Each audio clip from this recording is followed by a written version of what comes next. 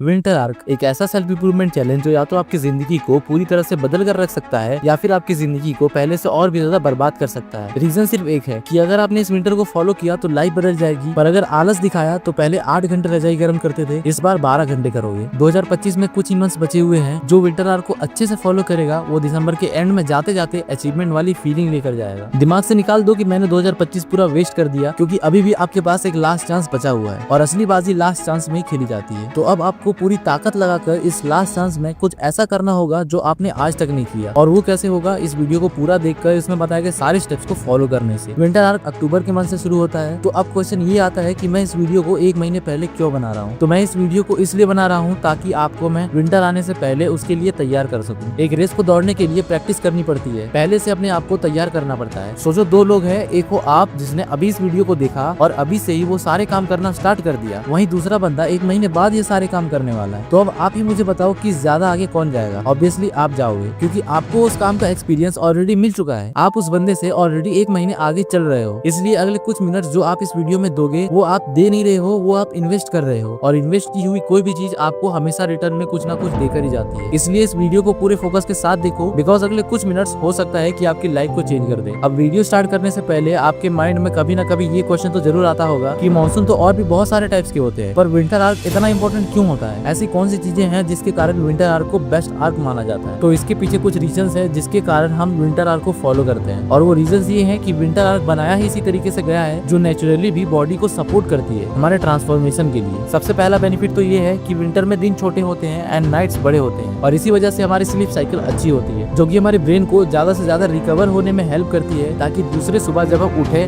तो fully charge होकर अपने सारे काम को कंप्लीट कर सके। दूसरा बेनिफिट ये होता है कि इस टाइम पे टेम्परेचर ठंडा होता है एंड इसमें काम करना ईजी होता है, क्योंकि ठंड में आप 1 से 2 कपड़े पहनकर अपने काम को कर सकते हो। पर गर्मी में अगर आप अपने सारे कपड़े उतार भी दो तब भी आपको गर्मी लगती है और माइंड पूरा डिस्टर्ब हो जाता है, जिसके कारण काम करने में मजा ही नहीं आता और वो इंटेंस फोकस भी नहीं बन पाता। पर विंटर में ऐसा नहीं होता, यहाँ टेम्परेचर नॉर्मल होता है, जिसके कारण माइंड भी शांत एंड कूल रहता है एंड हमारा मन काम को पूरे इंटेंस फोकस के साथ कर पाता है। तो ये तो हो गई वो सारे बेनिफिट्स जो हमें विंटर सीजन में मिलती है, ताकि हम अपने आप को चेंज कर सकें। अब हमें ये समझना होगा कि इस विंटर आर्क चैलेंज में हमें कौन कौन सी चीजें करनी चाहिए। पर उससे पहले मैं एक बात क्लियर कर देता हूँ कि विंटर आर्क ये गारंटी नहीं करता कि आप लाइफ में सक्सेसफुल हो जाओगे, पर विंटर आर्क आपकी हेल्प जरूर करता है अपने आप को ट्रांसफॉर्म करने में। तो अगर आप इस चैलेंज को लेने के लिए तैयार हो तो आपको सबसे पहले ये जानना होगा कि इस चैलेंज में आपको करना क्या है। Number 1, disappear. मैंने अपने बहुत सारी वीडियोस में इस बात को कहा है कि गायब हो जाओ, डिसअपीयर हो जाओ, आइसोलेशन में चले जाओ, एक एलोन चैप्टर के साथ गुजरने की कोशिश करो, क्योंकि आप जिस सोसाइटी में रहते हो, जिस फ्रेंड सर्कल में रहते हो, वो ये बिल्कुल भी नहीं चाहते कि आप बदल जाओ, आप ट्रांसफॉर्म हो जाओ। वो चाहते हैं कि हम जिस तरीके से एक प्रोग्राम लाइफ जी रहे हैं आप भी उसी तरीके से बस जीते रहो, लाइफ के फ्लो में चलते रहो। इसलिए आपको डिसअपीयर होना पड़ेगा, सारे लोगों से कनेक्शन कट करना होगा, सिर्फ घर वालों से और इम्पोर्टेंट लोगों से कनेक्शन रखो। पर अगर काम ना हो तो अभी सबको इग्नोर करो, क्योंकि जब आप अकेले में रहते हो तो कोई दूसरा इंसान आपको परेशान नहीं करता और आप अपने काम को पूरे इंटेंस फोकस के साथ कर पाते हो। मतलब साफ है कि जब आप अपनी लाइफ में अकेले हो जाओगे, ना किसी दोस्त से बात करना, ना कोई पार्टी, ना कोई गेम्स, तब आपका दिमाग उस लेवल को अनलॉक कर लेगा जिसमें आपके अंदर सोचने की आपकी खुद की क्षमता बढ़ जाएगी। तब आपको ये समझ आएगा कि अभी तक जिस जिंदगी के अंदर मैं फंसा हुआ था वो तो बस इस दुनिया का एक फ्लो था जो टाइम के साथ एक इंसान को बहाते हुए ले जाती है, और अगर उस इंसान ने टाइम पर अपने आप को वहाँ से बाहर नहीं निकाला तो वो इन फ्यूचर बर्बाद हो जाता है। तो अब आप डिसअपीयर हो चुके हो, आपको डिस्टर्ब करने वाला कोई नहीं बचा। अब आपको हर दिन बस कंसिस्टेंसी के साथ इन चीजों को फॉलो करना है जो मैं अभी इस वीडियो में बताने वाला हूँ। बट मैं आपको ये बात पहले ही बता दूं कि ये वो रूटीन है जो मैं फॉलो करता हूँ एंड इसी की वजह से पिछले साल मैं अपने आप को बदलने में सक्सेसफुल रहा था, इसलिए मैं इसे आप सबके साथ शेयर कर रहा हूँ। Number 1, wake up early. सबसे पहले तो आपको दिन की शुरुआत सुबह सूरज के निकलने से पहले उठकर करनी है, क्योंकि इस टाइम पर टेम्परेचर बिल्कुल नॉर्मल होता है और आप एकदम फ्रेश फील करते हो।